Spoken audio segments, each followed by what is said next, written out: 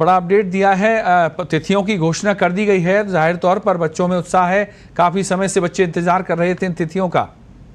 जी जी, बिल्कुल बिल्कुल। तो क्या तैयारी है?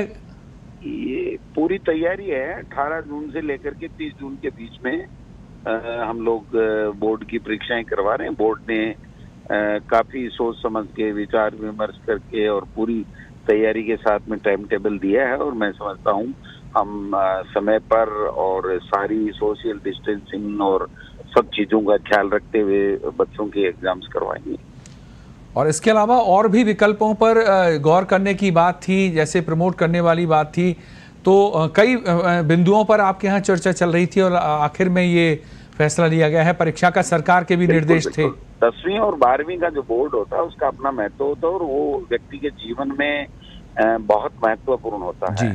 तो यथासंभव यही था कि हम एग्जाम्स कराएं। अब कई तरह की बातें थी, लेकिन अंत में माननीय मुख्यमंत्री जी के यहाँ चर्चा हुई कल, और फैसला यही हुआ कि हमें माध्यमिक शिक्षा बोर्ड की जो बची हुई 10वीं और 12वीं की परीक्षाएं वो करवानी चाहिए, और हम करवा सकते हैं। सेंटर्स हमारे पास पर्याप्त उपलब्ध हैं।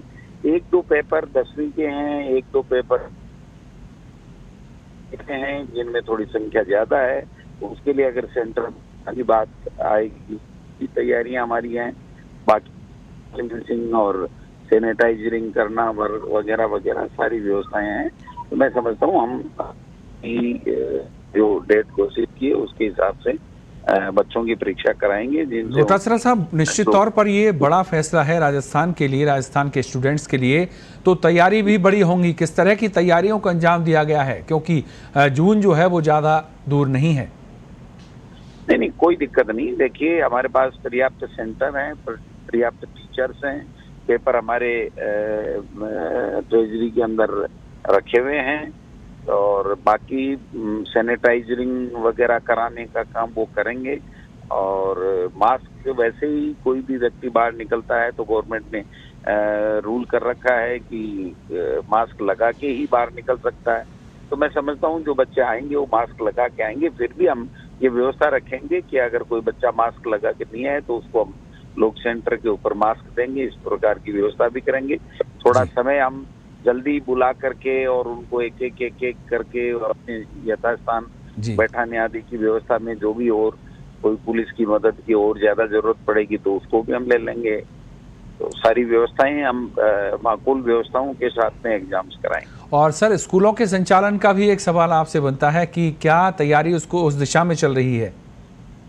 हमारी 1 जुलाई से स्कूलें खुलेंगी। अभी तक तो जो शेड्यूल है उसको लेकर क्या तैयारी कर पाई है सर?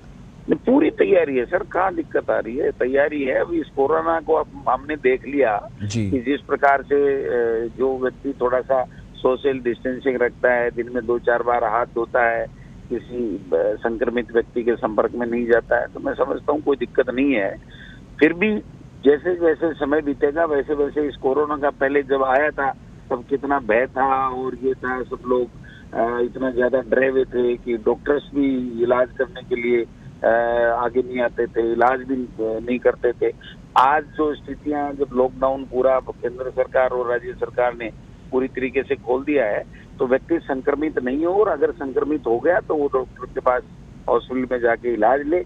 इससे और हम सब बढ़ ही रहे हैं। और सर, जैसे दिल्ली जैसे राज्यों ने जो पैटर्न दिया है कि चरणों में बुलाया जाएगा, अलग अलग चरणों में, तो क्या राजस्थान में भी इसी तरीके की व्यवस्था की जाएगी?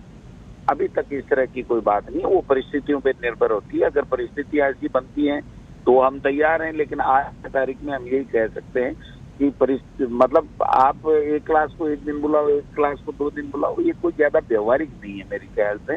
बाकी तो मजबूरी अगर होती है, परिस्थितियां ऐसी बनती है, वो अलग बात है।